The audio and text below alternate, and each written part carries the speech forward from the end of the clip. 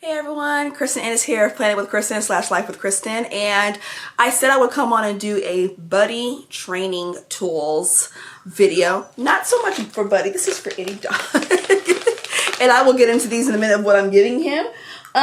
We actually have a dog trainer that we see on a basically every week and a half to 2 week basis, and he costs money. And I realized everyone does not have the funds, especially in this economy, to get a very well-trained dog trainer. And I will link the website down to where we got our trainer. He is local, but Better Business Bureau, 5-star ratings all around, all over Yelp. Good boy, good boy.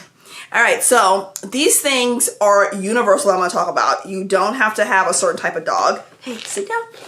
You don't have to have a certain type of dog. Okay, can you sit? Sit, sit, sit. Good boy. And I will talk about, I will go into like the different terminology you need to use, and then the follow up with that. Good boy. Good boy. All right, so the first things first. Okay, okay, down. Can you lay down? Yeah. Yeah. Paw. That paw. Good boy. Okay, first things first. If you know for a fact you're getting a dog, say you know you're getting one within the next month, few weeks, get a dog crate. Get a dog crate. I don't care what you buy. Make sure you are buying the dog crate. And I will have B-roll footage. I will show you the dog crate that you're seeing right now that we got from Petco. I got this before we even got him. It is very affordable. It is one of the best crates for dog training. The bottom does slide out, so if you need to, if you need to slide it out for any reason, you can. And what you want a crate for is to crate train your dog. Every dog should be crate trained. That way, if you need to leave them, they know what the crate is. And that way you can train them when you're at home, let them see you, move out the room for a little bit. You can like watch YouTube videos and Google how to crate train. I'm not an expert at it. My daughter has been the one that has really been crate training our dog. Sit, sit. Good boy. She has really crate trained our dog, and she's done very, very well with it. He loves the crate. One thing you want to do is, one thing we learned, keep the crate open and in sight of all times. Buddy loves to just go in his crate and go to sleep, which is the one thing that you want when you, okay, there you go, when you are training a dog. And the next crate we have is a more expensive crate. Oh, the first crate we showed you, it does collapse, so you can travel with it. This one also collapses. It is by, I can't remember the name of the brand, but you guys will see it. It has the garage door opening. It has the opening in the front and on the top, and it's very, very high end. Like I said, you don't need a crate like this. This is just something now we wanted to splurge on a little bit, and so yeah, there we go. All right, next up, what you want to do is, because say you are training, you want to train your dog how to walk with you. And there are hundreds of YouTube videos to train your dog how they should be walking. A lot of times when people walk their dogs, the dogs are walking them, or they're dragging their dogs, which is what you don't want to do. And so, hey, can you sit down? Sit. So the one thing you want to do is get a leash. And you want to get a leash that's not retractable. That is the one mistake we did when we got a leash. We want a retractable leash. That way Buddy can have, room to run around. No. You want a leash that does not retract. You just want something that looks like this. This one is by Arcadia Trail. You don't need one like this. You just need a very simple leash that does not retract when you are training your dog to walk. Okay, sit down. Sit. Sit. Now we'll get into this also. Can you sit down? Good boy.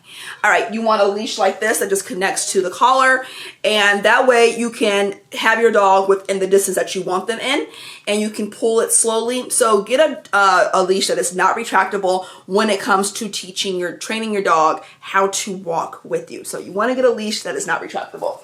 All right, next up is you want to get another leash, and this is leash like if you've ever taken your dog to Petco for grooming, they use a leash like this.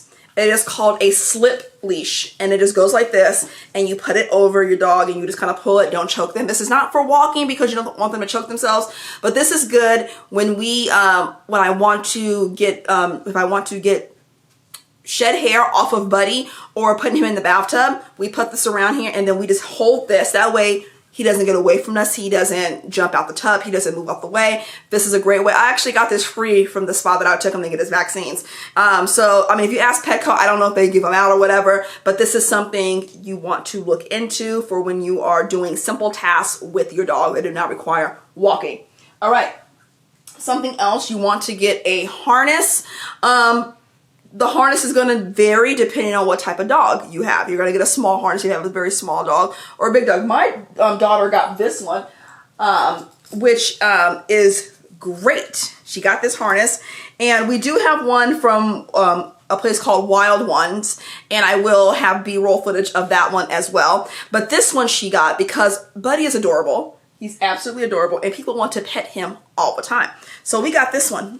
It says, "Do not distract in training." And we took this with him when we went to the park on Memorial Day, and where we saw the 1,000 flags, and there was hundreds of people there. And people talk about how cute he was, but they did not come to him and pet him.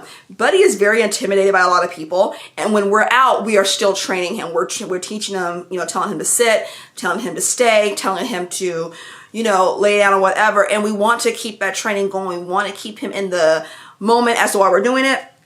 So this works really well. And this is by the brand right here. And I will have links to the stuff if I can find it. And it just slips over him like this. And this buckles under his stomach. And then this right here is Velcro. You can, you know, adjust it. Can you get off? Off. Good boy. Like I said, I will get into this. Off. Off. Oh, you don't know which way to go? Can you do it? Oh. You okay? You okay? Good boy. Good boy. Sit, lay down.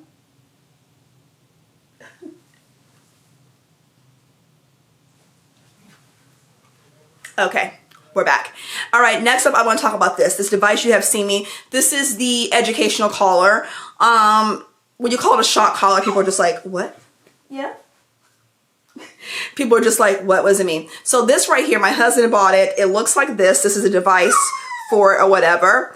And basically, this is like a vibrating. And this is typically what I do when I just want him to do something. Yes? Come here. When I want him to do something, I'll just vibrate it. And it has numbers that go up. So the more rambunctious, the more hyper your dog is, the number's going to go up. When he's outside just playing and running around, I typically keep it on 10. That gets his attention. Yes? Typically he gets his attention. He's mad 'cause I don't pay him attention. Come here. What's wrong? That gets his attention. But when he's rambunctious and being outside and there's a lot of people, I will bump it up to 15, sometimes 20, just depending. But this is great for training. And the one thing that we learned that you have to do with this is give the command when you're pressing this. That way he always associates the command. And this, what you should know about this is that this is not a permanent solution. This is so you get them learning it, and you know, they get used to the command. There have been times where I've held this up without him having that collar on, and he will do the command. And that is what you want. I will show footage of what the collar looks like on him. It does not hurt him at all. When I first got the collar, I put it on my arm right here because that part of your arm is sensitive. And I just hit the number of what the level was, and it feels like if you get like static electricity on a cart at a grocery store, that's what it feels like, or even a little less. And it's just kind of like an alert so he can listen, and he responds very well to this. So I would recommend getting this when you get a dog. It is something that's going to help you. I wish I would have got it a lot sooner, but it's something that's really going to help you when it comes to training your dog. Anytime I take Buddy with me, in the car or whatever, I always have this with me, and he does very, very well. Speaking of going into the car, we have tried having Buddy just in the car. No,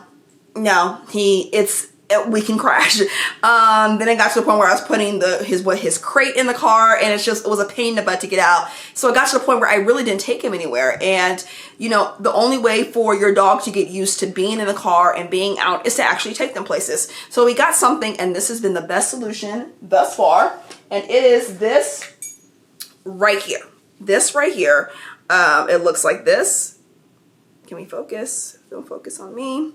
It is by this brand right here. Come on, focus. All right.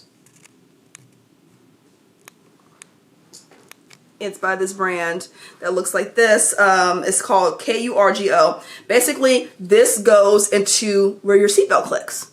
All right. And then you hook this onto the collar or harness. I would suggest a harness. That way, if your dog falls off the seat, they don't choke themselves. It is adjustable. So I would just, I would recommend trying it out with your dog before you go anywhere to figure out what a good length is. This is always a good length because it goes onto Buddy's harness. He's able to run around the floor, but he cannot get in the front seat. So I don't mind if he wants to, go back and forth in the back seat or lay on the floor, or sometimes he likes to put his legs on the center console because he loves looking out the window. But he cannot get into the front seat, which is the main thing I want. There have been times where I've had him, what are you eating? Oh, a piece of crust. There were times where I've had him in the front seat, and this is great because it allows him to get on the floor or the front seat, but he cannot get next to me. When I'm driving, he can't sit on my lap. So it does adjust it, and I adjust it according to how he is in the car. But my daughter told me about this, and I was like, wait, they actually make something like that. And it is great. I love it. I recommend getting this if your dog does not like a dog seat and wants to be free. This gives them the illusion that they are. All right, next up is something that I got because Buddy, one time I was walking him, and he saw another dog, and Buddy's not afraid of any dog. He wants to play. He always wants to play. And he slipped out of his harness, and his leash was on his harness.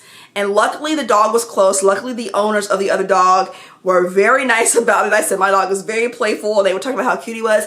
And so I knew I needed a solution to Buddy. If he got out of his harness, the leash would still be attached to his collar. And then there is this. This is actually a double dog leash. A lot of people have these if they have two dogs, and they will hook the one leash up to this and put this on both of the dog's collars. But what I do with this, I hook the leash up to this, and I put one on his collar and one on his harness. That way we are double protected. And I recommend getting this if you have a dog who just loves to play with other dogs, or you're walking and they get they might see a person, they feel, because dogs always feel the need to protect you. Get something like this. This is adjustable. You can make it as long as you want or as short as you want and go from there and use it for your dog. Okay, I highly recommend getting one of these if you have a very hyperactive dog like I do. And next up, lastly, are these. These are training treats, and this is what I was giving Buddy at the beginning of the video. Hi, love. Hello. Can you sit? Can you sit? Okay. Training treats are great. We got these the day we got Buddy, and he learned how to sit with them, and now he doesn't need a treat to sit. He learned how to get down, sit, sit.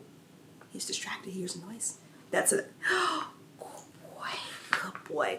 And training treats are great, but be careful, because if you give your dog too many, they will not want to eat their food. And in that case, if that happens, forgo the treats for a couple of days and they'll reset like a clock.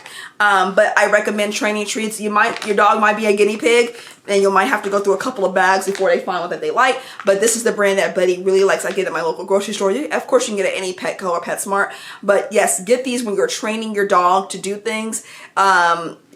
And they will be very successful. All right, that is everything that I have so far in terms of training Buddy. I hope you found this video helpful. Like I said, all of these things can work great for any breed of dog, any size dog, whether you have a hyper dog or a very calm dog. All of these things can help with training your dog. All right, thank you guys for tuning in. Thank you for the support. Hit the like button. All right, thumbs up. And if you have any questions or comments, leave them down below. Like I said, I will have links to everything if I can find them in the description box and where we found our trainer. All right, see y'all next time. Bye.